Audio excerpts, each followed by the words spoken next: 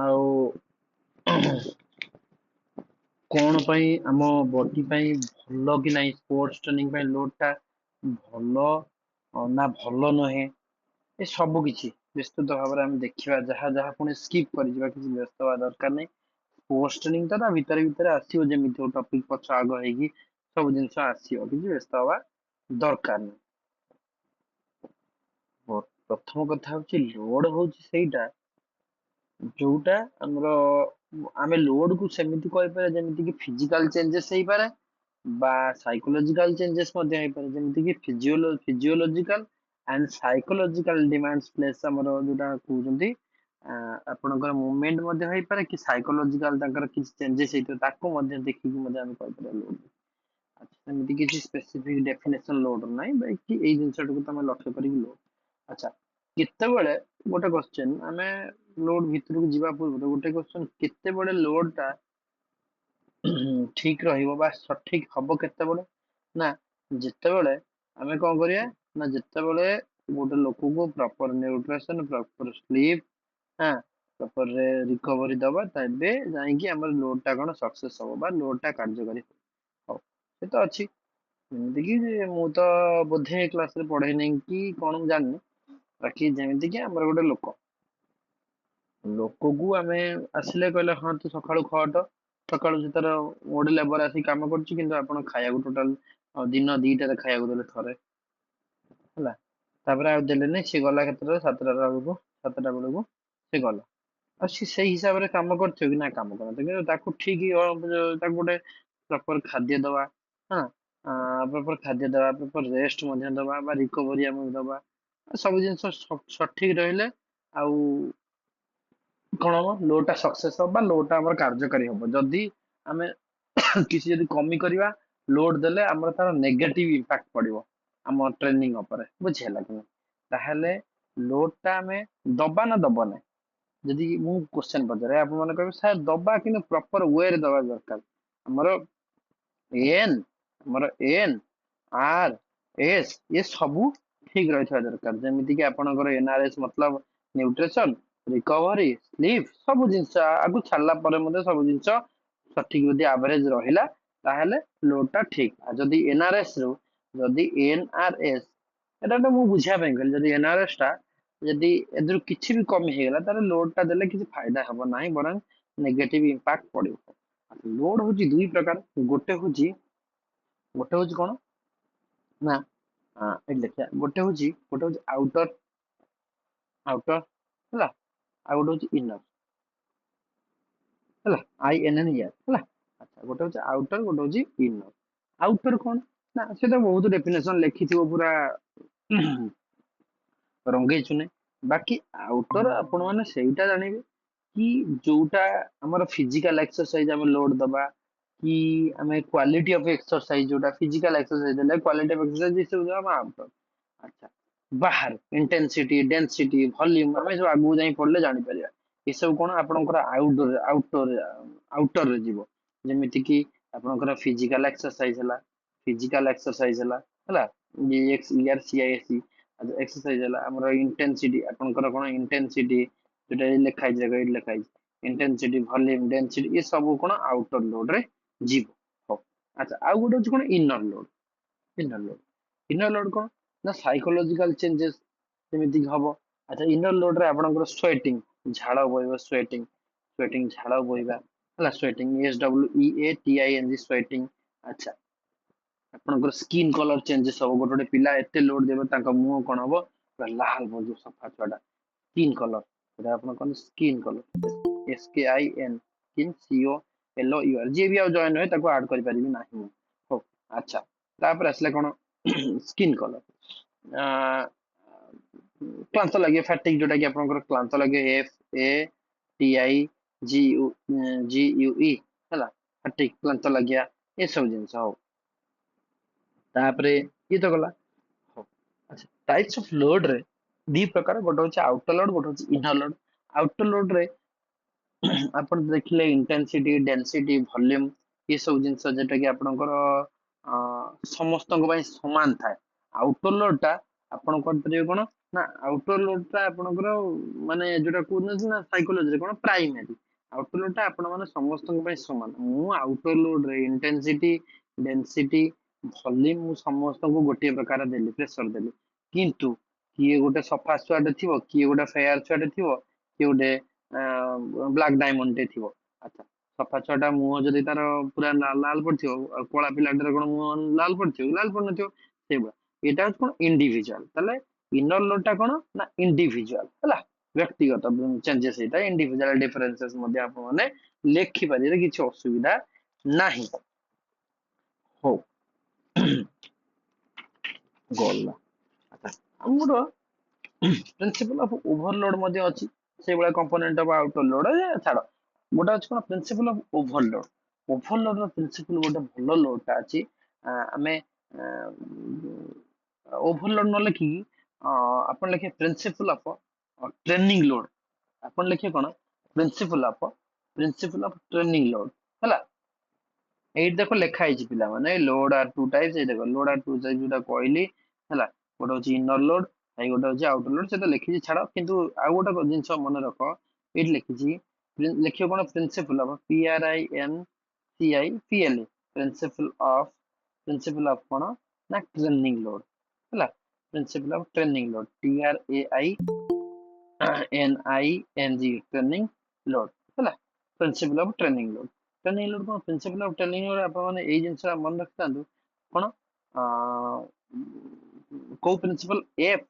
FITT principal. ଏଇଟା ମନେ ରଖନ୍ତୁ, FITT ପ୍ରିନ୍ସିପଲ। FITT ପ୍ରିନ୍ସିପଲ କଣ ନା FITT ପ୍ରିନ୍ସିପଲ ହଉଛି F ଫର କଣ ବୁଝିବା, ଟି I ଫର କଣ ବୁଝିବା, T ଫର ଆଉ ଡବଲ T ଫର କଣ ଆମେ ବୁଝିବା। ଆଚ୍ଛା, ଏକରେ F ରହୁଛି ଆମେ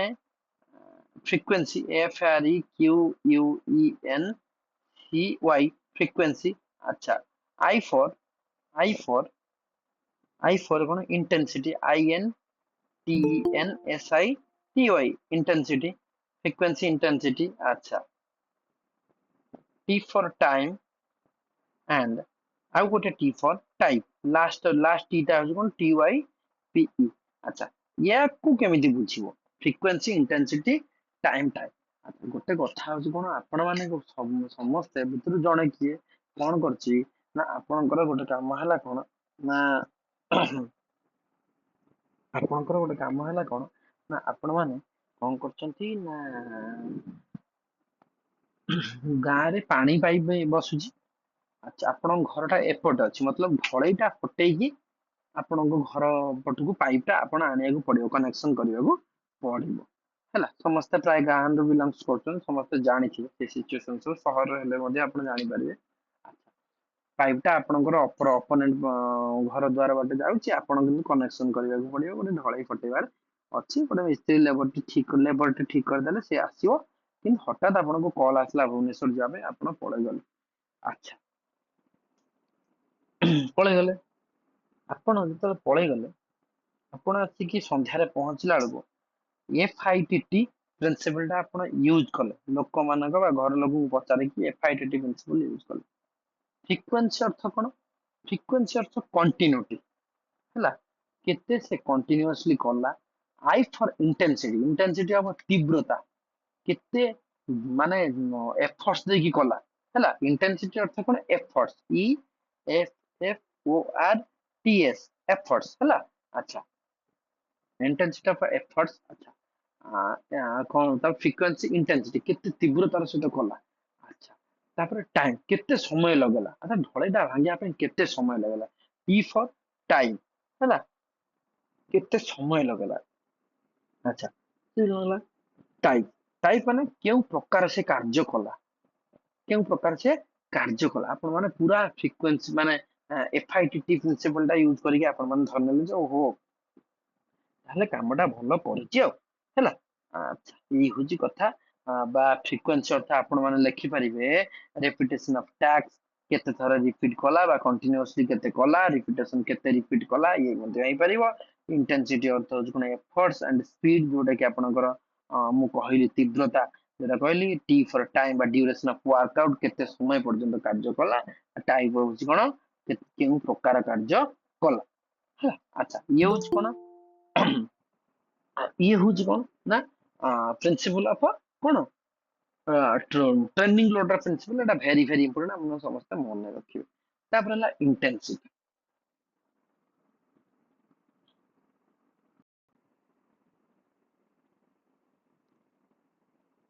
ହଉ ଆଚ୍ଛା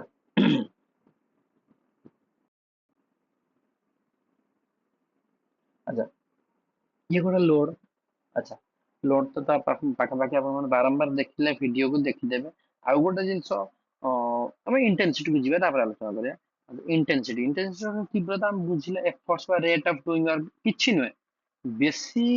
ଭିତରକୁ ନ ଯାଇକି ବାକି ଏଇ ଜିନିଷଟା ପଡିବ ଘୋଷିବ ହେଲା। ଇଣ୍ଟେନ୍ସିଟି ସମାନ ରେଟ୍ ଅଫ ଡୁଇଂ ୱାର୍କ ହେଲା, ରେଟ୍ ଅଫ ଡୁଇଂ ୱାର୍କ। ଆଚ୍ଛା ଇଣ୍ଟେନ୍ସିଟି ଏଫର୍ଟସ। ଆଚ୍ଛା ଇଣ୍ଟେନ୍ସିଟି ଆଉ ଆମେ ଭଲ୍ୟୁମଟାକୁ ଏକାଥରେ ପଢିବା ହେଲା। ଆଚ୍ଛା ଇଣ୍ଟେନ୍ସିଟି ଆଉ ଭଲ୍ୟୁମଟାକୁ ଆମେ ଏକା ସାଙ୍ଗରେ ପଢିବା। ଗୋଟେ କଥା ମନେ ରଖନ୍ତୁ ଆପଣମାନେ ସମସ୍ତେ, ଇଣ୍ଟେନ୍ସିଟି ଇନ୍ କମ୍ପିଟିସନ ଆମେ ଯଦି ଯିବା। ଆଚ୍ଛା ଇଣ୍ଟେନ୍ସିଟି ଯେ ଏଫର୍ଟସ, ଆପଣ ମାନେ ଗୋଟେ କଥା ହଉଛି କେତେବେଳେ ଅଧିକ ଏଫର୍ଟସ ଦେବେ। ଆପଣ ମାନେ କେତେବେଳେ ଅଧିକ ଯୋଉ ଜିନିଷଟା ଆମକୁ ଦରକାର ଆମେ ସେଥିପାଇଁ ଅଧିକ ଏଫର୍ଟସ ଦେଇଥାନ୍ତି। ଆଚ୍ଛା ଯେମିତି କି ଆମର କଣ ପାଠ ପଢା, ସେଟା ସବୁବେଳେ ଦରକାର ନୁହେଁ। ପାଠ ପଢାର କେତେବେଳେ ଯେତେବେଳେ ପରୀକ୍ଷା ପାଖେଇ ଆସିବ ନା,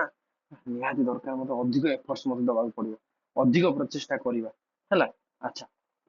ଅଧିକ ତୀବ୍ରତାର ସହିତ ପଢନ୍ତି କେତେବେଳେ, ଯେତେବେଳେ ଆମର ଏକ୍ସାମ ଟା ପାଖେଇ ଆସେ। ତେଣୁକରି ଏକ୍ସାମ ଟା ପାଖେଇ ଆସୁ ବା ଏକ୍ସାମ ଜାଗାରେ ଯଦି କମ୍ପିଟିସନ ଆମେ ନେଇଯିବା, ଯେତେବେଳେ କମ୍ପିଟିସନ ଆମେ ବା ଏକ୍ସାମ ଯେତେବେଳେ ପାଖେଇ ଆସେ ଆମେ କମ ରେଷ୍ଟ ନିଅନ୍ତି କିନ୍ତୁ ଅଧିକ କାର୍ଯ୍ୟ କରିଥାନ୍ତି, ତାହା ହଉଛି ଇଣ୍ଟେନ୍ସିଟି। ମନେ ରଖ, କମ ରେଷ୍ଟ ନେଇକି ଅଧିକ କାର୍ଯ୍ୟ କରିବା ତାହା ହଉଛି ଇଣ୍ଟେନ୍ସିଟି। ଯେମିତି କି ଏକ୍ସାମ ସମୟରେ ଆମେ ଅଧିକ କମ ରେଷ୍ଟ ନେଇଥାନ୍ତି, ଅଧିକ ପାଠ ପଢିଥାନ୍ତି। ଯେମିତି କି କମ୍ପିଟିସନ ସମୟରେ ଆମେ କଣ ଅଧିକ କମ ରେଷ୍ଟରେ ଆମେ ଅଧିକ କେମିତି ଭାବରେ ପ୍ରାକ୍ଟିସ କରିବା, ଏକ୍ସେସ ଆମେ ଅଧିକ ପ୍ରାକ୍ଟିସ କରିଥାନ୍ତି। ଖେଳଟା କାଲି ଅଛି ମାନେ ମତେ ଟିକେ ଯେତିକି ସମୟ ଗ୍ରାଉଣ୍ଡରେ ରହୁଥିଲି ଟିକେ ଅଧିକ ସମୟ ମତେ ରହିବାକୁ ପଡିବ। ଆଚ୍ଛା ସବୁ ଏକ୍ସାମ ଯାହା ଆପଣଙ୍କର କମ୍ପିଟିସନ ମଧ୍ୟ ତା ସେଇଭଳିଆ ତାହାର ଉଲ୍ଟା ହଉଛି ଭଲ୍ୟୁମ। ଭଲ୍ୟୁମ ହଉଛି କଣ ଯେ ଆମର ଟୋଟାଲ ୱାର୍କ ଡନ ମତଲବ କଣ ଆମେ ହଉଛି ଟାଇମ। ଭଲ୍ୟୁମ ଟା ହଉଛି ଟାଇମ, ଆମେ କାମ କମ କରିବା ଅଧିକ ସମୟ ନେବା ତାହା ହଉଛି ଭଲ୍ୟୁମ। ଯେମିତି କି ଆମ ଆପଣଙ୍କର କମ୍ପିଟିସନ ସମୟରେ କଣ ଭଲ୍ୟୁମ ସବୁବେଳେ ଲୋ ଥାଏ, କାମ ସବୁବେଳେ ଆପଣ ଏଇ କଥା ମନେ ରଖନ୍ତୁ ଟାଇମ ଟାଇମ ଟା ସବୁବେଳେ ଲୋ ଥାଏ ଆଉ ଏଫର୍ଟସ ଟା ସବୁବେଳେ ହାଇ ଥାଏ। ଏଇ ଜିନିଷଟା ମନେ ରଖନ୍ତୁ କମ୍ପିଟିସନ ସବୁ ପାଇଁ, ନୋ କନଫ୍ୟୁଜନ। ଭଲ୍ୟୁମ ଭି ହେଇଯାଉଛି ଗୋଟେ କଥା ମାନେ ଆଇ ଆଉ ଭି, ଏଇ ତ ଆଇ ଆଉ ଭି। ଭି ଟା ହଉଛି କଣ ଡାଉନୱାର୍ଡ ତଳକୁ, ତେଣୁକରି ଯେତେବେଳେ କମ୍ପିଟିସନ ଆସିବ ଆମର ଭଲ୍ୟୁମ ଟା ଲୋ ରହିବ। ମନେ ରଖ ଭଲ୍ୟୁମ ଟା ଲୋ ରହିବ। ମାନେ ଗୋଟେ କଞ୍ଚା ଓଡିଆରେ କହିଲେ ଯେହେତୁ ଭଲ୍ୟୁମ ଟା ତଳମୁହାଁ ଭି ହେଲା, ତାର ଯୋଉ ପେଟଟା ଭି ଟା ତଳମୁହାଁ, ତେଣୁକରି ଆମେ କଣ କଲେ ନା ଭି ଟା ଯେହେତୁ ତଳ, ଆମେ କଣ କରିବା ନା ଇଣ୍ଡ୍ୟୁରିଂ କମ୍ପିଟିସନ ଭଲ୍ୟୁମ ଲୋ ଥାଏ ହେଲା। ତାହେଲେ ସମୟ କମ ଥାଏ, ୱାର୍କ ଡନ ଟା ଆମର କମ ରୁହେ ଆଉ ଇଣ୍ଟେନ୍ସିଟି ବା ଡୁଇଂ ୱାର୍କ ମତଲବ ଏଫର୍ଟସ ଆମର ହାଇ ଥାଏ। ତେଣୁକରି ମୁଁ ଯଦି ପଚାରିବି କମ୍ପିଟିସନ ସମୟରେ କଣ ହୁଏ ନା କମ୍ପିଟିସନ ସମୟରେ ସାରେ ଇଣ୍ଟେନ୍ସିଟି ହାଇ ରୁହେ, ଭଲ୍ୟୁମ ଲୋ ରୁହେ। ତାପରେ ମୁଁ କହିବି ଅଫ ସିଜନରେ କଣ ରୁହେ ନା ଅଫ ସିଜନରେ ଇଣ୍ଟେନ୍ସିଟି ଲୋ ରୁହେ ଆଉ ଭଲ୍ୟୁମ ହାଇ ରୁହେ। କିନ୍ତୁ ଗୋଟେ ଗୋଟେ ଦିନ ବା ଗୋଟେ ଗୋଟେ ସିଚୁଏସନ ବା ଏଇଟା ବି ମନେ ରଖ, ଗୋଟେ ଗୋଟେ ସିଚୁଏସନ ସିଧା ମନେ ରଖ। ସପୋଜ ଧରନିଅ ଗୋଟେ ପ୍ରିନ୍ସିପଲ ଅଫ ପିରିୟଡାଇଜେସନ ମୁଁ କହୁଥିଲି ହେଲା, ପ୍ରିନ୍ସିପଲ ଅଫ ପିରିୟଡାଇଜେସନ ମୁଁ କହୁଥିଲି। ଆଚ୍ଛା ମୁଁ ଆପଣଙ୍କୁ କଣ ଆମେ ଗୋଟେ ଗୋଟେ ଇୟର ର ଆମେ ସାଇକେଲ ଟା ତିଆରି କରିବା। ଗୋଟେ ବର୍ଷରେ ତମ ପାଖକୁ ଗୋଟେ ପିଲା ପଠାଗଲା, ସେ କଣ କରିବ ଗୋଟେ ବର୍ଷରେ, ତମକୁ କମ୍ପିଟିସନ ଟାର୍ଗେଟ ଦିଆଗଲା ଯେ ନା ମୋର ହଉଛି ଅଲମ୍ପିକ ପ୍ରିପାରେସନ, ମୁଁ ଯାଉଛି 4 ବର୍ଷ ପାଇଁ ତମ ପାଖକୁ ସାରିଯିବି, ମୋର ଆଜିଠୁ ଯାଉଛି 4 ବର୍ଷ ପରେ ଅଲମ୍ପିକ ହବ, ମୁଁ ପୁରା ଭଲସେ ପ୍ରିପାରେସନ କରିବି। ଠିକ ଅଛି, 4 ବର୍ଷ ପାଇଁ ଯେ ଆଜି ମୁଁ କହିବିନି ଯେ 4 ବର୍ଷ ତ ଆଜି ଚାଲ ବୁଲି ଆସିବା ଟିକେ ଚାଉମିନ ଖାଇକି ପଳେଇ ଆସିବା ତ କାଲି ଚାଲ ଟିକେ ବୁଲିକି ପଳେଇ ଆସିବା, ସେସବୁ ନୁହଁ। ମୁଁ 4 ବର୍ଷ ପାଇଁ ଗୋଟେ ପିରିୟଡାଇଜେସନ ମୁଁ ଅଲରେଡି ମୁଁ ପ୍ରି ପ୍ଲାନ ବା ତିଆରି କରି ରଖିଦେଇଥିଲି। ଦେଖେ ଭାଇ 4 ବର୍ଷ ପାଇଁ ତମେ ମାନେ ଏଇ ମନ୍ଥରୁ ଏଇ ମନ୍ଥ ଏଇଆ କରିବାକୁ ପଡିବ, ସେଇ ମନ୍ଥରୁ ସେଇ ମନ୍ଥ ସେଇଆ କରିବାକୁ ପଡିବ, ଏସବୁ ତାର ଗୋଟେ ଥିବ ହେଲା। ଆଚ୍ଛା କିନ୍ତୁ ସେଇଠି ଧୀରେ ଧୀରେ ଧୀରେ ଆମେ କଣ କରନ୍ତି ଯେତେବେଳେ କମ୍ପିଟିସନ ଟା ପାଖେଇ ଆସେ ସପୋଜ ଧୀରେ ଧୀରେ ଧୀରେ ଆମେ ଯେତେବେଳେ ଆମେ ପ୍ରାକ୍ଟିସ କରିବା ସେତେବେଳେ କଣ ନା ଭଲ୍ୟୁମ ହାଇ ଇଣ୍ଟେନ୍ସିଟି ଲୋ ହେଲା। ଆଚ୍ଛା ଏଇଟା ଲେଖୁଛି ଭଲ୍ୟୁମ ହାଇ ଭଲ୍ୟୁମ ଏଇଠି ଏଠି ଇଣ୍ଟେନ୍ସିଟି ଲେଖିଲି ଏଠି ଭଲ୍ୟୁମ ଲେଖିଲି ହେଲା। ଏଠି ଇଣ୍ଟେନ୍ସିଟି ଲେଖିଲି ଏଠି ଭଲ୍ୟୁମ ଲେଖିଲି ହେଲା। ଆଚ୍ଛା କମ୍ପିଟିସନ ପୂର୍ବରୁ ଟିକେ ଟିକେ ଆସ୍ତେ ଆସ୍ତେ ଆମେ କଣ କରନ୍ତି ଭଲ୍ୟୁମ ଯୋଉ ହାଇ ଥାଏ ଆମେ ଧୀରେ ଧୀରେ ଧୀରେ ଧୀରେ ଧୀରେ ଧୀରେ କଣ କରନ୍ତି ବଢାନ୍ତି ଇଣ୍ଟେନ୍ସିଟି ଧୀରେ ଧୀରେ ଧୀରେ ସରି କନଫ୍ୟୁଜନ। ଆଚ୍ଛା ଦେଖ ଇଣ୍ଟେନ୍ସିଟି ଧର ଭଲ୍ୟୁମ ଏବେ ହାଇ ଅଛି ଇଣ୍ଟେନ୍ସିଟି ଲୋ ଅଛି କେତେବେଳେ କମ୍ପିଟିସନ ଏसे କିଛି ନାହିଁ ଜଷ୍ଟ ଆମେ କଣ ପ୍ରାକ୍ଟିସ ଚାଲିଛି ପ୍ରିପାରେସନ ଏବେ ଧୀରେ ଧୀରେ ଧୀରେ ଆମେ ବଢେଇବା। ଆଚ୍ଛା ଯେତେବେଳେ ଆମେ ଧୀରେ ଧୀରେ ବଢାନ୍ତି ଆମେ କଣ ଏଇ ଭଲ୍ୟୁମ ଧୀରେ ଧୀରେ ଧୀରେ ଧୀରେ କମିବ ଡାଉନୱାର୍ଡ ହବ ଇଣ୍ଟେନ୍ସିଟି କଣ ଧୀରେ ଧୀରେ ଧୀରେ ଧୀରେ ଧୀରେ ବଢିବ। ତେଣୁକରି ଯେତେବେଳେ ହାଇ ହବ ଜାଣିବ ଯେ ଏଇଠି କମ୍ପିଟିସନ ଟା ହଉଛି ସେଥିପାଇଁ ବଢିଲା ବା ଇଣ୍ଟେନ୍ସିଟି ହାଇ ରହିବ କମ୍ପିଟିସନ ସମୟରେ। ଏତିକି ମନେ ରଖ ଇଣ୍ଟେନ୍ସିଟି ହାଇ ଭଲ୍ୟୁମ ଲୋ ସବୁବେଳେ ସବୁ କ୍ଷେତ୍ରରେ ମତଲବ କମ୍ପିଟିସନ ସମୟରେ ବୁଝିହେଲା। ଆଉ ଯେତେବେଳେ କମ୍ପିଟିସନ ସରିଗଲା ସେତେବେଳେ କଣ ହବ ନା ଭଲ୍ୟୁମ କଣ ହବ ନା ଧୀରେ ଧୀରେ ଧୀରେ ବଢିବ ଇଣ୍ଟେନ୍ସିଟି କମିଯିବ। ପରୀକ୍ଷା ସରିଗଲା କଣ ହବ ଟିକେ ରେଷ୍ଟ ନବ ସମୟ ଟିକେ ତମେ ଅଧିକ ସମୟ ଲଗେଇବ ସେଇ କାମକୁ ଯୋଉଟା 5 ମିନିଟ କାମଟା ଯୋଉଟା 5 ମିନିଟର ହବା କଥା ସେଟା ଆପଣ କେତେ 50 ମିନିଟ ଲଗେଇବେ ଧୀରେ ଧୀରେ ଧୀରେ ଧୀରେ ବଢେଇବେ ହେଲା। ସମୟଟାକୁ ବଢେଇବ ୱାର୍କ ଡନ୍ ବା ଏଫର୍ଟଟା ତମର କମିବ ପରୀକ୍ଷା ପରେ ପରେ। ଆଉ ପରୀକ୍ଷା ପୂର୍ବରୁ କଣ ହବ ଧୀରେ ଧୀରେ ଧୀରେ ମୁଁ କଣ principle of progressive part method ଗୋଟେ କହିଛି ପ୍ରିନ୍ସିପଲ ପ୍ରୋଗ୍ରେସିଭ ପାର୍ଟ ମେଥଡ କଣ ଆମେ ଧୀରେ ଧୀରେ ଧୀରେ ଧୀରେ ବଢନ୍ତି। ଆଜି ଧର 5ଟାରୁ ଉଠିଲେ ଆଜି 5ଟାରୁ ଉଠିଲେ କାଲି କେତେଟାରୁ ଉଠିବା ନା 4ଟା 45 କାଲି କେତେ 4ଟା 45 ପୁଣି ଧୀରେ ଧୀରେ ଧୀରେ ସେଟା ଆସିବ କେତେ 4ଟା 40 କୁ ପୁଣି 4ଟା 40ରୁ 4ଟା 35 ଏଇ ଯୋଉ ଧୀରେ ଧୀରେ ଧୀରେ ଆମେ କଣ ସେଟାକୁ ଉଠିବା ରେଟ ଟାକୁ ଆମେ ବଢେଇଲେ ସେଇଭଳିଆ ହଉଛି କଥା ହବ। ବା ଆମେ ପାଠ ପଢୁଛେ ରାତି କେତେଟା ପର୍ଯ୍ୟନ୍ତ ପଢୁଛେ ଡେଲି ଆମେ ଧରିନେ 11ଟା ପର୍ଯ୍ୟନ୍ତ ପଢୁଛେ ଆଜି 11ଟା ପର୍ଯ୍ୟନ୍ତ ପଢିଲେ କାଲି 11ଟା 5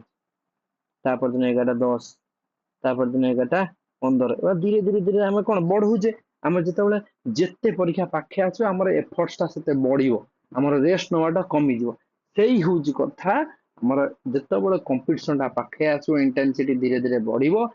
ଆଉ ଭଲ୍ୟୁମ କମିବ। ଯେତେବେଳେ କମ୍ପିଟିସନ ସରିଯିବ ଇଣ୍ଟେନ୍ସିଟି ଆମର କଣ ହବ ଧୀରେ ଧୀରେ ଧୀରେ ଧୀରେ କମିବ ବା ସାଙ୍ଗେ ସାଙ୍ଗେ କମି ଯାଇପାରେ। ପରୀକ୍ଷା ପରଦିନ ଆପଣ ବହିକି ଖବର ଦେଇପାରନ୍ତି ଇଣ୍ଟେନ୍ସିଟି କଣ ହବ ନା ପୁରା ଲୋ ହେଇଯିବ ଆଉ ଭଲ୍ୟୁମ ହାଇ ହେଇଯିବ।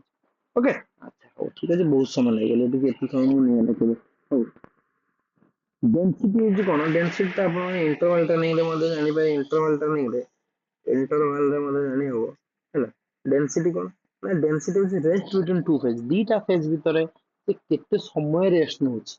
କିଛି ବ୍ୟସ୍ତ ହବା ଦରକାର ନାହିଁ। ରେଷ୍ଟ ବିଟୱିନ୍ ଟୁ ଫେଜ ଏଇଟା ଖାଲି ମନେ ରଖିବ ଯେକୌଣସି ଫେଜ ହଉଛି ଦିଟା ଫେଜ ହେଇଗଲା ତା ଭିତରେ କେତେ ସମୟ ସିଏ କଣ ହେଲା ରେଷ୍ଟ ନଉଛି ତାହା ହଉଛି ଡେନ୍ସିଟି। ଡେନ୍ସିଟିରେ ଅଧିକ କ୍ୱେଶ୍ଚନ ଆସେ ନା ବାକି ଏଇ ଜିନିଷଟା ମନେ ରଖିବ ରେଷ୍ଟ ବିଟୱିନ୍ ଟୁ ଫେଜ ହେଲା। ଆଚ୍ଛା ହଉ ଠିକ ଅଛି। ହଁ ये तो गला आउटर लोड गला तापर कंपोनेंट्स ऑफ ट्रेनिंग हैला। कंपोनेंट्स ऑफ स्पोर्ट्स ट्रेनिंग रे कंपोनेंट्स विभिन्न प्रकार ट्रेनिंग अछि हैला। एटा टिके इंपोर्टेंट मतलब कोन कहला हम माने कंफ्यूजन एइठी होंती कि ट्रेनिंग मेथड काहा को केतेटा गोटे कथा हम कंफ्यूजन कोठी होती कहले हम होंती प्रिंसिपल ऑफ वेराइटी रे हम ट्रेनिंग वेराइटी रे हम ये कंफ्यूजन प्रिंसिपल ऑफ वेराइटी ता आपण जदी भलो से न पढिबे आपण को पूरा स्पोर्ट्स ट्रेनिंग कंफ्यूजन करे हैला। आपण माने गोटे कथा मने रखंतु कि स्पोर्ट्स ट्रेनिंग रे आपणकर एंडुरेंस डेवलपमेंट ପାଇଁ ବିଭିନ୍ନ ପ୍ରକାର ମେଥଡ ଅଛି। मैक्सिमम क्वेश्चन कोडू आसीबो केवल एंडुरेंस ରୁ ଆସେ एंडुरेंस ରୁ ଅଧିକ क्वेश्चन आसे हैला। सहनशीलता ରୁ ଅଧିକ क्वेश्चन आसे କିଛି ଦରକାର ନାହିଁ आराम से नॉर्मल जिंस म स्पोर्ट्स ट्रेनिंग। अच्छा किंतु आमे कोन कन्फ्यूजन हे जानती गोटे कथा कन्फ्यूजन किछि न गोटे कथा पिला माने लेखिछि एइठ देखो मेथड्स ऑफ डेवलपिंग स्ट्रेंथ आमे पछुको आमे एटा पढिने अपेक्षा करो टिके सबर करो। अच्छा आमे कोन कले लेखिछि एटी पिला माने कोन ना methods of developing cone methods of developing strength ताहार अर्थ ओडिया अर्थ कोन हबो ना ओडिया अर्थ हो आमे स्ट्रेंथ को डेवलपमेंट करिया पे किछि किछि मेथड दिया गला ताकू सब आपण व्यवहार करि परिबे जेमिति कि आपण गोटे दुकान को चली जाइछन्ती गोटे मार्ट को चली जाइछन्ती कोनोसी इंडिया मार्ट हो कि कोनोसी मार्ट हो आपण जाइछन्ती तो सेठी ଆପଣ shampoo यूज करिवे shampoo रो विभिन्न प्रकार shampoo अछि ता होचे प्रिंसिपल ऑफ वेराइटी विभिन्न प्रकार shampoo आपण shampoo नेबे तो बहुत कंपनी रो shampoo अछि क्लीन एंड क्लियर सी कौन सब विभिन्न प्रकार से मुझे जानने आ डोव रो अछि से क्लीनिंग प्लस रो अछि ना ना सेटा गाड़ी धुआ shampoo सेटा चलिबनी विभिन्न प्रकार एटा प्रिंसिपल ऑफ वेराइटी विभिन्न प्रकार वेराइटी आपन दिया जाय आपण कोठा यूज करिवे सेई बडा एठी लागले मेथड सब स्ट्रेंथ डेवलपमेंट पे मु एची किछि मेथड दे ये लेखी कहया कथा तारे मु स्ट्रेंथ डेवलपमेंट पे किछि मेथड देली एई मेथड सब व्यवहार करिके आपण स्ट्रेंथ को डेवलपमेंट करि परिबे आपनको इच्छा हेले कुआडे गला आपनको इच्छा हेले आइसोटोनिक व्यवहार करि परिबे आपनको इच्छा हेले काइनेटिक व्यवहार करि परिबे आपनको इच्छा हेले आइसोमेट्रिक व्यवहार करि परिबे किछि असुविधा नै जहा व्यवहार कर पछे आपनको संगरे आपनको मामा जाइछन्ती झियो बा आपण कहले कि मालो मु डोव शैम्पू नेमी माँ कहला डोव ने कि तोर क्लीनिंग प्लस ने कि तोर पाउंस मारी कि मुंड धो किंतु भाई तोर मुंड धोइबा दरकार तो मुंडरू उंकुणी मरिबा दरकार मोर सेतिकी दरकार मु धरनिय एठी सेई बळा होची कथा कि मु स्ट्रेंथ डेवलपमेंट पाई मु तो पाखु गोटे पिला पठेइछि तू तोर आइसोमेट्रिक दे कि आइसोटोनिक दे कि काइनेटिक दे कि सर्किट जहा दउछु दे किंतु मोर कोन ना मोर स्ट्रेंथ डेवलपमेंट दरकार मोर कि सुनिया दरकार नै किंतु सेठी कोन सेठी बोरिंग होबो कि ना ना सबु बेले गोटे कोन क्लिनिक प्लस मारिले भलो 10 दिन क्लिनिक प्लस जदि 3 दिन डोव मारी होय 5 दिन क्लीन एंड क्लियर मारी होय क्लीन एंड क्लियर शैम्पू तो कोन तार सब अछि मु भी जानि ए विभिन्न प्रकार शैम्पू अछि अच्छा मारी होय किंतु जदि तुम सबु बेले गोटे उंकुणी माने बोरिंग जे खाली ए पाउंस गुडा गानी मुंडरे घस तेणु कर सेठी कोन आमे चेंजेस करंदी किछि डे बाय डे बा किछि दिन परे आमे सब कोन किछि किछि चेंजेस करंदी ता होउची आमे प्रिंसिपल ऑफ वेराइटीज अच्छा जोटा बोरिंग हैला प्रिंसिपल ऑफ टीडीएम कहया अच्छा एबे पाखापाखि आपण समस्त जिनसटा बुझी पारिथिबे अच्छा कंपोनेंट विभिन्न प्रकार अछि कंपोनेंट स्पोर्ट्स ट्रेनिंग रो गोटे होची स्ट्रेंथ प्रथम कंपोनेंट होची स्ट्रेंथ स्ट्रेंथ रो विभिन्न प्रकार जाको मापिया पे पाउंड और डाइजिम दरकार डीवाईएसएन आर प्रोनाउंसिएशन मु जानिनी आपण माने करि पारिबे is the ability to muscle to overcome resistance किछि आवश्यक नाही नॉर्मल जिंस हम मसल एगेंस्ट जो कार्य करन ताको स्ट्रेन मध्ये कहि पारे आपण माने पुणी बुली गेसी कहिबे जे कोन ना सारे आउ एटा हला नै काहे कि मतलब कोन किछि गोटे छाड़ी लेकिरे सुपर कंपनसेशन ता कोडा गला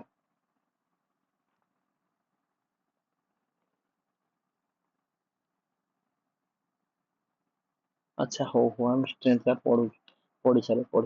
अच्छा हो मतलब काहे मने पेला सुपर कंपनसेशन गोटे भलो जिंसटा थिला हो हो पीडीएफ रे देखियो हम नेक्स्ट क्लास अच्छा ये होची कोन ना हमें विभिन्न प्रकार स्ट्रेंथ अछि जेमिति कि हमें मसल अगेंस्ट जो कार्य करंती हमें ताको स्ट्रेंथ कहंती आपण माने विभिन्न प्रकार डेफिनेशन मध्ये मुख करथियो किछि असुविधा नै बाकी आपण जहा करंतु पछे जो बाटे हो मोर उद्देश्य होची जोउठी पढुचंती पछे जेते हजार माळ माळ बही माळ माळ कोचिंग नियंतु पछे भाई जो बाटे चाकरीटे हे गया किछि आवश्यक नै जो बाटे हो है अच्छा यही हूँ मोर उद्देश्य विभिन्न प्रकार प्रिपरेशन विभिन्न लोग कर किए सेल्फ स्टडी करके बहे पढ़ुं किसी असुविधा ना अच्छा हो स्ट्रेंथ हूँ विभिन्न प्रकार स्ट्रेंथ अच्छी पिला बुझे विभिन्न प्रकार स्ट्रेंथ अच्छी कौन करिया स्ट्रेंथ तो विभिन्न प्रकार अच्छी गोटे हूँ जमीक कि आपणकर किछि किछि लेखा मध्य हमें लिखिया को पड़ो अच्छा ये गोटे फाइनल पीडीएफ नुहे हो देख विभिन्न प्रकार स्ट्रेंथ अच्छी जेमिति कि आपणकर स्ट्रेंथ होची आपणकर स्टैटिक एसटीए टीआईसी स्टैटिक एटा अच्छा आ गोटे अछि आपणकर कोन आ गोटे अछि आपणकर जेमिति कि आपणकर आ गोटे अछि कोन डायनामिक हला अस्थिर गोटे अछि स्थिर गोटे अछि अस्थिर स्ट्रेंथ अछि एटा होची कोन dynamic D Y N A M I C dynamic strength अछि अच्छा स्टैटिक आउ डायनामिक गोटे होची स्थिर स्ट्रेंथ गोटे होची अस्थिर स्ट्रेंथ अच्छा स्थिर और अस्थिर अच्छा गोटे स्टोरी होची कोन ନୟାଗଡ଼ର ଜଣେ ଭାଇ, ମୁଁ ବି ରେକର୍ଡିଂରେ ଏଟା କହିବାର କାରଣ ହଉଛି ଆପଣ ମାନେ ଷ୍ଟ୍ରେଂଥରେ କନଫ୍ୟୁଜନ ହେବେନି ବୋଲି ମୋର ଉଦ୍ଦେଶ୍ୟ। ଆଜି ନୟାଗଡ଼ର ଜଣେ ଭାଇ ସିଏ ଯାଇଥିଲେ କଣ ଗୋଟେ ଏକ୍ଜାମ ଥିଲା, ନବୋଦୟ ଏକ୍ଜାମ ଥିଲା ତାଙ୍କର, ବୋଧେ କାଶ୍ମୀର କି କୋଉଠି ଗୋଟେ ପଡିଥିଲା। ସେ ଟ୍ରେନରେ ଆସୁଥିଲେ ମତେ ଫୋନ କରିଥିଲେ। ଆଚ୍ଛା, ସିଏ କହିଲେ, ସିଏ ଏକ୍ଜାମ ମାନେ ଏଠି ବସିଥିଲେ, ମୁଁ ବି ସେତେବେଳେ ପୁରା କନଫ୍ୟୁଜନ ଥିଲି ଷ୍ଟ୍ରେଂଥରେ। ଆଚ୍ଛା, ସିଏ କହିଲେ କି ଆଜ୍ଞା ଭାଇ ଆଉ ଆପଣଙ୍କର ଷ୍ଟ୍ରେଂଥ କେତେ ପ୍ରକାର ଟିକେ କହିଲେ। ମୁଁ ସେତେବେଳେ ଜାଣିଥିଲି କଣ ନା ଷ୍ଟ୍ରେଂଥ ହଉଛି maximum strength, explosive strength, strength endurance. ମୁଁ କହିଲି 3 ପ୍ରକାର ଷ୍ଟ୍ରେଂଥ ଅଛି। କହିଲେ ସାର୍ ମୁଁ ତ ସେଇଟା ଏକ୍ସାମ୍ପଲ, ମୁଁ ତ ସେଇଟା କହିଲି ଆଉ ମତେ କିନ୍ତୁ ଏକ୍ସାମିନର କାଟିଦେଲେ। ସେ ସବୁ ଭଲ କରିଥିଲେ, କେବଳ 2ଟା 3ଟା କ୍ୱେଶ୍ଚିନ୍ ସିଏ ଆକ୍ଚୁଆଲି ଇଏରେ ଯୋଉ ଆମର କଣ କହନ୍ତି ବାୟୋମେକାନିକ୍ସ ଟାରେ କଣ ଗୋଟେ 2ଟା ଭୁଲ କଲେ, ଆଉ ଷ୍ଟ୍ରେଂଥ ଗୋଟେ କ୍ୱେଶ୍ଚିନ୍ ପଚାରିଲେ ଇଜିଟା ସେ କହିପାରିଲେ, କହିଲେ ଆପଣ ହୋଲ୍ଡରେ ରହିଲେ ଆସିବେ, ଷ୍ଟ୍ରେଟ୍ ସେଇଠି କହିଦେଲେ। କିନ୍ତୁ ଆକ୍ଚୁଆଲି 3ଟାରୁ ଗୋଟିଏ ଆନ୍ସର ଦେଲେ ପାସ୍ ହେଲା, ତାଙ୍କର ହେଇଯାଇଥିଲା। ଆକ୍ଚୁଆଲି ସେ କହିଲେ ନା ଷ୍ଟ୍ରେଂଥ ତ ମୁଁ ସେଟା ଯାଇଥିଲି ପଢିକି, କିନ୍ତୁ ସିଏ ମତେ ସେଟା କହିଲେ ନାହିଁ। ଆଉ କହିଲେ କୋଉ କୋଉ ବହି ଇଏ କରୁଛ, ବିଭିନ୍ନ ପ୍ରକାର ବହି ନା କହିଲେ ଛାଡ। ମୁଁ କହିଲି ତାହେଲେ କଣ ହବ? କହିଲେ ନା ଆରେ ଭାଇ ସେଟା ହଉଛି ଷ୍ଟାଟିକ ଆଉ ଡାଇନାମିକ। ତାପରେ ମୁଁ ବହୁତ ବହି ଖେଳେଇଲି, ମାନେ ଆଣିବି 7 ଦିନ ପରେ ବହି ଖେଳେଇ ମିଳିଲାନି, ଦେ ପୁଣି ତାକୁ ରିଟର୍ନ। ଏଇଭଳିଆ ଏଇ ଗୋଟେ ବହିରେ ମତେ ମିଳିଲା, ସବୁ କିଛି ମିଳିଗଲା। ବାକି ସେଥିରେ ଲେଖିଛି ଆଜ୍ଞା ହଁ ଷ୍ଟାଟିକ ଆଉ ଡାଇନାମିକ, କିନ୍ତୁ ସେ ସମୟରେ, ଏବେ ତ ପୁରା ନର୍ମାଲ ସବୁଆଡେ ଚାଲି ଆସୁଛି, ସବୁ ପିଲା ମାନେ ଜଳବତ ତରଳନ କରିଦଉଛନ୍ତି। ଠିକ କଥା, ବହୁତ ଭଲ କଥା, ଖୁସିର କଥା ସବୁ। ଆଚ୍ଛା, ସେଇଠି କଣ ଷ୍ଟାଟିକ ବିଭିନ୍ନ ପ୍ରକାର କରୁଛନ୍ତି, ଷ୍ଟାଟିକ ହବ ମାନେ ଷ୍ଟାଟିକ ଆଉ ଡାଇନାମିକ 2 ପ୍ରକାର। ମୁଁ କହିଲି ଆଚ୍ଛା ହେ କେତେବେଳେ ଭୁଲ ହେଇଗଲା ଆଉ। ଆଚ୍ଛା, ଇଏ ହଉଛି ମନେ ରଖ ପିଲାମାନେ, ଆଗେ ଯଦି ସେ ପଚାରେ ଷ୍ଟ୍ରେଂଥ କେତେ ପ୍ରକାର, ତମାନେ କହିବ ଷ୍ଟ୍ରେଂଥ ହଉଛି 2 ପ୍ରକାର, ଗୋଟେ ସ୍ଥିର, ଗୋଟେ ହଉଛି ଅସ୍ଥିର, ଯେମିତି କି ଷ୍ଟାଟିକ, ଆଉ ଗୋଟେ ହଉଛି ଡାଇନାମିକ ହବ ହେଲା ଆଗେ। ଆଚ୍ଛା, ସକାଳୁ ସକାଳୁ ନେଇ ସେଟା 2ଟା ଥୋଇଦବ। ଆଚ୍ଛା, କିନ୍ତୁ ସ୍ଥିର ଅସ୍ଥିର ହେଲା, ସ୍ଥିରକୁ ଯଦି ଆମେ ଛାଡିକି ଆସିବା, ଅସ୍ଥିର ପଢିଲେ ଆମେ ସ୍ଥିର ଆମର ମିଳିଯିବ, କେମିତି ଆସ ଦେଖିବା। ଆଚ୍ଛା, ଅସ୍ଥିର ହଉଛି 3 ପ୍ରକାର, ଯେମିତି କି ଆପଣଙ୍କର ମ୍ୟାକ୍ସିମମ୍, ଏକ୍ସପ୍ଲୋସିଭ, ଆଉ ଆପଣଙ୍କର କଣ ମ୍ୟାକ୍ସିମମ୍, ଏକ୍ସପ୍ଲୋସିଭ, ଆପଣଙ୍କର ଆଉ ଗୋଟେ ହଉଛି କଣ ନା ଷ୍ଟ୍ରେଂଥ ଏଣ୍ଡୁରାନ୍ସ। ଇଏ ହଉଛି 3 ପ୍ରକାର ହେଲା, ମ୍ୟାକ୍ସିମମ୍, ଏକ୍ସପ୍ଲୋସିଭ ଆଉ ଷ୍ଟ୍ରେଂଥ ଏଣ୍ଡୁରାନ୍ସ। ଏଠି ମଧ୍ୟ ମୁଁ ସେ ସମୟରେ ମଧ୍ୟ ଏଇ ଜିନିଷଟା ଏଠି କରିଛି, ବହୁତ ଦିନ ପରେ ମୋ ଜ୍ଞାନ ପଶିଲା। ଆଚ୍ଛା, ମୋ ପାଖରେ ସେ ସମୟର ପିଡିଏଫ। ଆଚ୍ଛା ହଉ, ଇଏ ତ ଗଲା। କିଏ କହିଲା ଆଚ୍ଛା ହଉ ଠିକ ଅଛି, ତାହେଲେ ମ୍ୟାକ୍ସିମମ୍ କଣ, ଆଉ ଏକ୍ସପ୍ଲୋସିଭ କଣ, ଆଉ ଷ୍ଟ୍ରେଂଥ ଏଣ୍ଡୁରାନ୍ସ କଣ? ଦେଖ, ମ୍ୟାକ୍ସିମମ୍ ତ କଞ୍ଚା ଓଡିଆରେ କହିଲେ ଯେଉଁଠି ଗେମରେ, ସରି, ମ୍ୟାକ୍ସିମମ୍ ହଉଛି କଣ ନା, ମୁଁ ଓଡିଆରେ ଲେଖିଛି ନୋଟରେ। ନୋଟ ପିଲାମାନେ ଗୋଟେ କଥା ହଉଛି, ମୁଁ ଆଉ ଗୋଟେ କଥା ଆପଣ ସମସ୍ତଙ୍କୁ କହୁଛି, ସବୁବେଳେ ମନେ ରଖନ୍ତୁ ପିଲାମାନେ, ପାଠ ଆପଣ ପଢିବେ, ଚାକିରି ଆପଣ କରିବେ। ଆଉ ନୋଟ ଟା ହେ ମୁଁ ଯଦି ଓଡିଆରେ ନୋଟ ଲେଖିମି, ସେ ଗୋଟେ ଲୋକ କଣ ଭାବିବେ, ମୁଁ ଗୋଟେ ଏତେ ଷ୍ଟାଇଲିଶ ପିଲାଟା, ମୁଁ ଗୋଟେ ଇଏ ସିଏ, ଆଉ ମୁଁ ସେ ଯାହା ହଉ ପଛେ ମତେ ଓଡିଆ ଫୋଡିଆରେ ଲେଖିନି। କିଏ ଯଦି ଗୋଟେ ବହି ଖେଳିଦେଲା, ଭାଇ କଣ ହବ? ଭଲ ଲାଗିବନି। ଆପଣ ମାନେ ବିଶ୍ୱାସ କରିପାରିବେ, ମୋ ଅକ୍ଷର ଆଉ ନୋଟ ଦେଖିଲେ ଆପଣ କାନ୍ଦିବେ। କିନ୍ତୁ ମୁଁ ସେ ଯିଏ ଯାହା ଭାବୁଥିବ, ଭାଇ ମତେ ବୁଝିବାର ଅଛି, ମୁଁ ନୋଟ ଓଡିଆରେ ଲେଖିନି। ଓଡିଆ ଇଂଲିଶ, ଯୋଉଠି ଇଂଲିଶ ବୁଝିପାରିଲି ଇଂଲିଶ, ଯୋଉଠି ଓଡିଆ ବୁଝିପାରିଲି ଓଡିଆ। ଏଇ ହଉଛି କାହାଣୀ। ତେଣୁକରି ନୋଟ ଟା ନିଜେ ପଢିବା ପାଇଁ ବନାଅ, ନୋଟ ଟା କାହାକୁ ଦେଖେଇବା ପାଇଁ ନୋଟ ବନାଅନି ପ୍ଲିଜ। ଆପଣ ମାନେ ସମସ୍ତଙ୍କୁ ମୁଁ ରିକ୍ୱେଷ୍ଟ କରୁଛି। ଓକେ, ଆଚ୍ଛା, ତାହେଲେ କଣ ମ୍ୟାକ୍ସିମମ୍ ଷ୍ଟ୍ରେଂଥ କଣ? ଦେଖିଆ ତୁ କେତେ ମାନେ କେତେ ଟେକି ପାରୁଛୁ, ଏକାଥରେ ତୁ କେତେ ଟେକି ପାରୁଛୁ। ଦେଖିଆ, କୌଣସି ଏକ ଜିନିଷକୁ ଉଠେଇବା ପାଇଁ, ଉଠେଇବା ସମୟରେ ଆମେ ଯେତେବେଳେ ସବୁ ବଳ ପ୍ରୟୋଗ କରିଥାନ୍ତି, ଏକାଥରେ ଆମେ ସବୁ ବଳ ପ୍ରୟୋଗ କରିଦେବୁ ଥରକରେ, ତାହା ହଉଛି କଣ ମ୍ୟାକ୍ସିମମ୍। ଦେଖିଆ କେତେ ସମୟ ଉଠେଇ ପାରୁଛୁ, କେତେ ସମୟ ଧରିକି ରହିପାରୁଛୁ, ଦେଖିଆ। ଆଚ୍ଛା, ଏ ହଉଛି କଣ ମ୍ୟାକ୍ସିମମ୍ ଷ୍ଟ୍ରେଂଥ। ଯେମିତି କି ଆପଣଙ୍କର ବିଭିନ୍ନ ପ୍ରକାର ଏକ୍ସାମ୍ପଲ, ୱେଟ ଲିଫ୍ଟିଂ ହବ, ପାୱାର ଲିଫ୍ଟିଂ ହବ, ଆହୁରି ବିଭିନ୍ନ ପ୍ରକାର ସବୁ ଗୁଗଲରେ ମାରିଦେବେ, ଆହୁରି ମଧ୍ୟ ଡାଟା ଆପଣଙ୍କୁ ଗୁଗଲରେ ପଳେଇ ଆସିବ। ବାକି ଡେଫିନେସନ ଟା ମନେ ରଖନ୍ତୁ, ଆମେ ଥରେ ଏକାଥରେ କେତେ ବଳ ପ୍ରୟୋଗ କରିପାରୁଥିବେ ଏକାଥରକେ। କୌଣସି ଏକ ଜିନିଷ ଉଠାଇବା ପୂର୍ବ ସମୟରେ ଆମେ ଯେତେବେଳେ ସବୁ ବଳ ପ୍ରୟୋଗ କରିକି ଆମେ ଜିନିଷକୁ ଉଠାନ୍ତି, ଏଇଭଳିଆ ଧରିକି ଟେକନ୍ତି ଏକାଥରକେ, ସେଇଟା ହଉଛି ମ୍ୟାକ୍ସିମମ୍। ହଉ, ତୋର ଏତିକି ବାଟ ମ୍ୟାକ୍ସିମମ୍ ଷ୍ଟ୍ରେଂଥ, ଏତିକି ବାଟ ତୁ ଉଠେଇ ପାରିବୁ, ଆଉ ଉଠେଇ ପାରିବୁ। ଆଉ ଦେଖ ମୁଁ କେତେ ସମୟ କେତେ ଉଠଉଛି, केते समय मु केते हाइट उठे पारुछि देख अच्छा ता होछि कोन मैक्सिमम स्ट्रेंथ हला जीवा आउरी अच्छा तापर एक्सप्लोसिव कोन एक्सप्लोसिव होछि कोन स्पीड आ होछि कोन स्ट्रेंथ हला स्पीड आ स्ट्रेंथ जोटा कि विस्फोरक शक्ति स्पीड रे हबा आ गोटे स्ट्रेंथ गोटे बल प्रयोग हबो गोटे स्पीड रे जेमिति कि थ्रोइंग इवेंट बहुत जंपिंग इवेंट मध्ये होई परिबो हला आ ता भीतर मध्ये एक्सप्लोसिव रे मु गोटे जगह रे कहली जे सर एक्सप्लोसिव स्ट्रेंथ कोन ऑल जंपिंग इवेंट हबो ना किछि किछि जंपिंग इवेंट हबो ता मध्ये अछि गूगल रे जाई आपण देखिबे मु मध्ये देई देबी ए पीडीएफ रे ऐड कर देबी एक्सप्लोसिव रे यूज एक्सप्लोसिव हला अच्छा एटा अछि कि जे किंतु मन रख स्पीड आ एंडुरेंस का मुख्य जिंस ना सॉरी स्पीड आ स्ट्रेंथ ना मुख्य जिंस या को नै कि मध्ये एग्जांपल तैयार करबे मु आ गोटे पीडीएफ टा अछि सेटा मध्ये पाइलनी हटात एदरे क्लास कर देली सेदरे अछि एग्जांपल व्यस्त होवा दरकार ना मु जेतरा पीडीएफ दे आपण माने व्यस्त होवा दरकार नै सेदरे फोटो ऐड थिबो देखि कि कर देबे पूरा आराम से बुझी पारे केवल ओडिया मीनिंग गुडा खातार लेखि रख एई जिंसटा माने एया माने आर अर्थ होजे या हमें एई जिंसटा पढिबा सेई समय ଯେତେବେଳେ ଭିଡିଓ ଆପଣ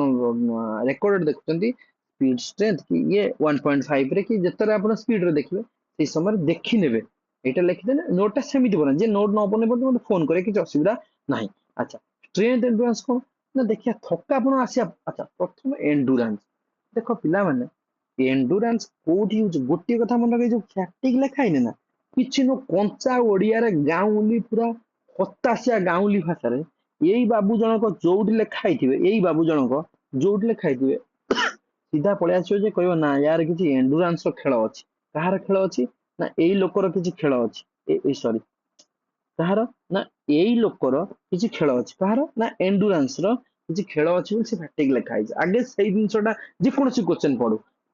ଆଗେ ସେଇ ଜିନିଷଟା ତମେ ମୁଣ୍ଡରେ ପୁରେଇ ଦବ ଫ୍ୟାଟିକ ଲେଖା ହେଇଛି ମାନେ କିଛି କିଛି କୌଣସି ଏଣ୍ଡୁରାନ୍ସ ର ଏଠି ଖେଳ ଅଛି କି କୁଚଟ ବୁଦ୍ଧି ଏଣ୍ଡୁରାନ୍ସ ଅଛି କି ତା ବନ୍ଧୁ ବାନ୍ଧିଆ କିଏ ଅଛନ୍ତି ସେଥିପାଇଁ ଏଠି ସେ କ୍ଲାନ୍ତ ଲେଖା ହେଇଛି ଆଗେ ସେଇଟା ମାଇଣ୍ଡ ରେ ପୁରେଇ ନବ ଯେତେବେଳେ ଗୋଟେ ଇନଭେଷ୍ଟିଗେସନ ହୋଇ କିଛି କିଛି ଜିନିଷ ଯୋଉଟା ପୋଲିସ ଲକ୍ଷ୍ୟ କରେ ସେଇଭଳିଆ ଆପଣ ମାନେ ଲକ୍ଷ୍ୟ କରିକି ଆଗେ ମାଇଣ୍ଡ ରେ ସେଟଅପ୍ କରିନେବେ ଆଚ୍ଛା ଅଣ୍ଡର ଦ କଣ୍ଡିସନ ଅଫ ଫ୍ୟାଟିକ ଆପଣ କ୍ଲାନ୍ତ ଅନୁଭବ କଲା ପରେ ମଧ୍ୟ ଆପଣଙ୍କର ଷ୍ଟ୍ରେନ୍ଥ ଆପଣଙ୍କର କଣ କ୍ଲାନ୍ତ ଅନୁଭବ କଲା ପରେ ମଧ୍ୟ ଆପଣ ଯେପର୍ଯ୍ୟନ୍ତ ଟାସ୍କ କମ୍ପ୍ଲିଟ ହେଇନାହିଁ ଆପଣ ସେ ଷ୍ଟ୍ରେନ୍ଥ ଏକ୍ସରସାଇଜ ହଉ ଟ୍ରେନିଂ ହଉ ସେ ଷ୍ଟ୍ରେନ୍ଥ ଟାସ୍କ ହଉ ଆପଣ ଛାଡୁନାହାନ୍ତି ତାହାକୁ ଷ୍ଟ୍ରେନ୍ଥ ଏଣ୍ଡୁରାନ୍ସ କହନ୍ତି ତାହାକୁ ଷ୍ଟ୍ରେନ୍ଥ ଏଣ୍ଡୁରାନ୍ସ କହନ୍ତି ଯେମିତି କି ଜୁଡୋ ଆପଣ ଖେଳ ହଉଛି ସେଠି ହବ ରେସଲିଂ ହେଲା କି ଆପଣଙ୍କର ସାଇକେଲିଂ ହେଲା ଆପଣ କ୍ଲାନ୍ତ ଲାଗିଲା ଭାରି ବାଧୁଛି ଭାଇ ଏଇ ତତେ ଆହୁରି ଚଲେଇବାକୁ ପଡିବ ଆହୁରି 50 କିଲୋମିଟର ସାଇକେଲ ଚଲେଇବାକୁ ପଡିବ ଯାହା ପଛେ ବାଧୁ ପଛେ ମତେ ଯିବାକୁ ପଡିବ ସେଇ ହଉଛି କଥା ତାହା ହଉଛି କଣ ଷ୍ଟ୍ରେନ୍ଥ ଏଣ୍ଡୁରାନ୍ସ ଆପଣଙ୍କୁ କ୍ଲାନ୍ତ ଅନୁଭବ କଲା ପରେ ମଧ୍ୟ ଆପଣଙ୍କୁ ଯିଏ ବଳ ଦେଇଥାଏ ତାହା ହଉଛି ଏଣ୍ଡୁରାନ୍ସ ଆମେ ଯାଇକି ଏଣ୍ଡୁରାନ୍ସ ରେ ପଢିବା ବାକି ମାନେ ଏଣ୍ଡୁରାନ୍ସ ଅର୍ଥ ଏଇଆ ଯିଏ ଆପଣ କ୍ଲାନ୍ତ ଅନୁଭବ କଲେଣି ତଥାପି ଆପଣ କଣ ଟାସ୍କ କମ୍ପ୍ଲିଟ ହେଇନାହିଁ ବୋଲି ଆପଣ ଛାଡୁନାହାନ୍ତି ଯୋଉ ଶକ୍ତିଟା ଆପଣଙ୍କୁ ପୁଣି ସେଇ ସମୟରେ ଯିଏ ଦିଏ ସିଏ ହଉଛି ଭଗବାନ ନୁହଁ ସିଏ ହଉଛି ଏଣ୍ଡୁରାନ୍ସ ଦିଏ ସ୍ପୋର୍ଟସ ଟ୍ରେନିଂ ଭାଷାରେ ବାକି ଆମ ଭାଷାରେ ହଉଛି ଭଗବାନ ପୁଣି ମା ମାନେ ଅର୍ଜୁନ ତୁ ହାରିବୁନୁ ସେ ପୁରା ହାରି ଯାଇଥିବ ସିଏ ମା କହିବ ଅର୍ଜୁନ ମାର ସେ ପୁଣି ବଳଦାର ପଳେଇ ଆସିବ ତାହା ହଉଛି ଏଣ୍ଡୁରାନ୍ସ ଓକେ ଆଚ୍ଛା ଷ୍ଟ୍ରେନ୍ଥ ପ୍ଲସ୍ ଏଣ୍ଡୁରାନ୍ସ ହେଲା ଆଚ୍ଛା ଏ ବି ବିଭିନ୍ନ ପ୍ରକାର ଅଛି ଆକୁ ଡେଭଲପମେଣ୍ଟ କରିବା ପାଇଁ ପିଲାମାନେ ଷ୍ଟ୍ରେନ୍ଥକୁ ଡେଭଲପମେଣ୍ଟ କରିବା ପାଇଁ ଆମ ପାଖରେ ବିଭିନ୍ନ ପ୍ରକାର ସବୁ ଅପସନ ଅଛି ବିଭିନ୍ନ ପ୍ରକାର ସବୁ ମେଥଡ ଅଛି ଆଚ୍ଛା ଷ୍ଟ୍ରେନ୍ଥକୁ ଡେଭଲପମେଣ୍ଟ କରିବା ପାଇଁ ମୁଁ ଯେମିତି କହିଲି ସାମ୍ପୁ କଥା କହିଲେ ଆପଣ ମାନେ ମନେ ପକାନ୍ତୁ ଆଉ ଥରେ ତ ତାକୁ କଇଁ କହିବା ପୁଣି ସମୟ ନାହିଁ। ଆଚ୍ଛା ଇଏ ହଉଛି କଣ ନା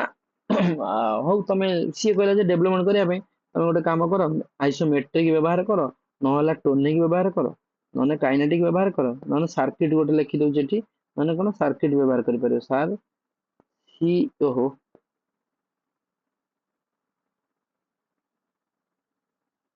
CIR CUIT ସାର୍କିଟ ମଧ୍ୟ ବ୍ୟବହାର କରିପାରିବେ ଆପଣ ସେ କହିଲା ଆଚ୍ଛା ସାର୍କିଟ ଟ୍ରେନିଂ ମଧ୍ୟ ଆପଣ ମାନେ ଦେଖିବା ଆମେ ସମସ୍ତେ ଦେଖିବା ଆଜି ସାରିଦେବା ଷ୍ଟ୍ରେନ୍ଥ ହଉ ସେ କଣ କଲା ନା କହିଲା ଆଜ୍ଞା ମେଟ୍ରିକ ବ୍ୟବହାର କରିପାରିବ ଆଚ୍ଛା ଟୋନିକ ବ୍ୟବହାର କରିପାରିବ ଆଉ କଣ କାଇନେଟିକ ଆଉ ସାର୍କିଟ ଟ୍ରେନିଂ ମଧ୍ୟ ବ୍ୟବହାର କରିବ ଯୋଉଟା ଲେଖିଲି ଆଉ ପିଲାମାନେ ଏଇଠି ଯୋଉ ବ୍ୟକ୍ତି ସବୁ ଏ ମେଥଡ ଦେଇଛନ୍ତି ତାଙ୍କର ଏଇଠି କଣ ସମୟ ସୀମାଟା ଲେଖିଲି ନାହିଁ କାହିଁକି ନା ମୋତେ ବହୁତ ବହିରେ ଡାଟା ସବୁ ଏପଟ ସବୁ ଆସିଲା ଆପଣ ମାନେ ସେଟାକୁ କଲେକ୍ସନ କରିବେ ହେଟିଙ୍ଗର ମୁଲର केबे देइछे तार जोटा जो मसियाटा आसीबो अकॉर्डिंग टू एनसीईआरटी हिसाब रे आपण कलेक्शन करी सेठी देबे ओके अच्छा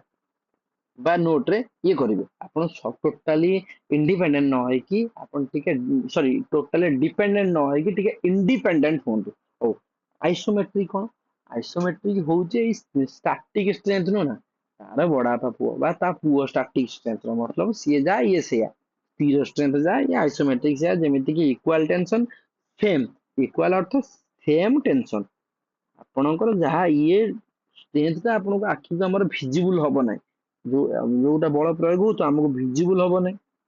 नो मूवमेंट कौन मूवमेंट हेनी कन्स्टाट मसल जेको मसल रा कन्स्टाट पे आउ गोटे कथा आप समस्त मन रख मसल जो मस्कुलर सिस्टम टा आपण मैंने पढ़ाइबार किसी ना से भितर खाली मसल बंडल फंडल से गुटा खाली गोटे स्टेप घोषार अच्छी कि स्केलेटल मसल कौन कार्डियाक मसल कौन से सब जिन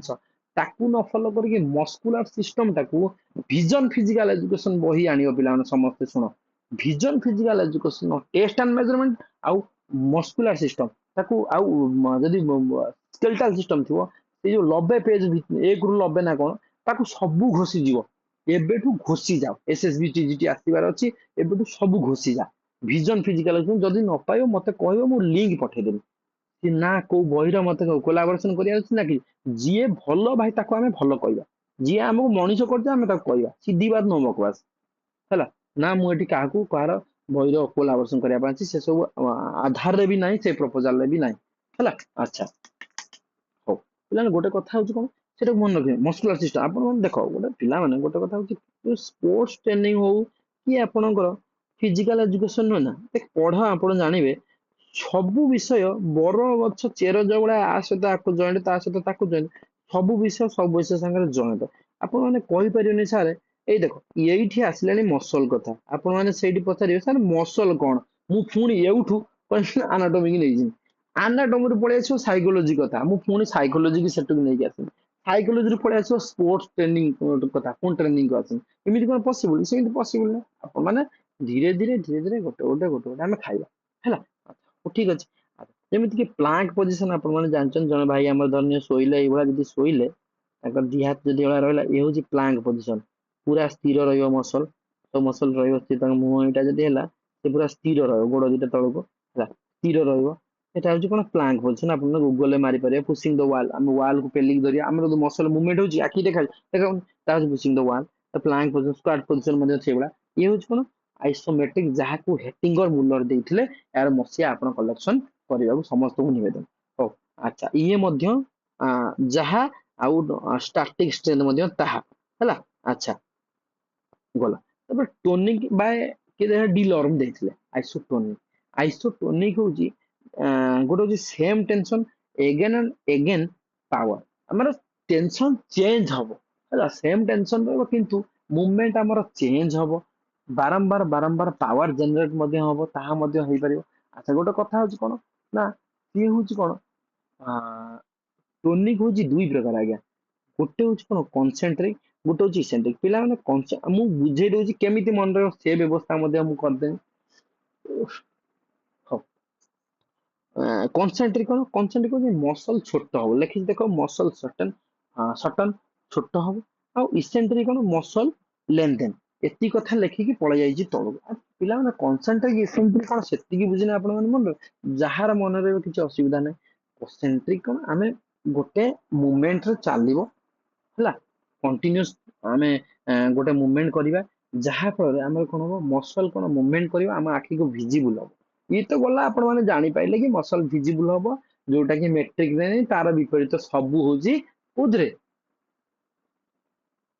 टोनिक रे सही बोला अच्छा कनसेंट्रिक आउ इसेंट्रिक केमिति मते सर कनसेंट्रिक हो मसल सटन तो घुसे पड़ो अच्छा सटन माने जानिछ समस्ते मसल कमी जीवो आउ लेनदेन माने कोन बढ़ी जीवो अच्छा सी फॉर कनसेंट्रिक सी फॉर कोन लिखिबो कम कम बुझिला हलन दे देला हे गला कनसेंट्रिक माने कनसेंट्रिक रे मसल कम कमीबो कम हे गला अच्छा इसेंट्रिक इसेंट्रिक कोन एते एते अर्थ कोन एते एते मांस ताको घर दउछ ना ना ना कमा कमा ताले कोन एते अर्थ कोन बेसी बेसी नुह बेसी नुह अच्छा ता हूँ एते एते हूँ कौन बढ़ो ये हूँ कौन कनसेंट्रिक आ गोटे हूँ कौन F5 अच्छा ये हूँ कनसेंट्रिक एसेंट्रिक आशा करी आप समस्ते से वीडियो आउ थे देखीदे सब मन रही व्यस्त हवा दरकार अच्छा है काइनेटिक सब ठीक ठाक चलती तो पिला हाँ आ गोटे काइनेटिक काइनेटिक हूँ कौन जेसी फेरिन देते जोटा कि आप कला कौन कंट्राक्शन of muscle is same through out the range of motion माने गोटे मोशन बा गोटे रिदमिक आम कौन एक्सरसाइज करिया मेसीन साहाଯ୍य कौन एक्सरसाइज कले ताहा हमर कौन हबो ना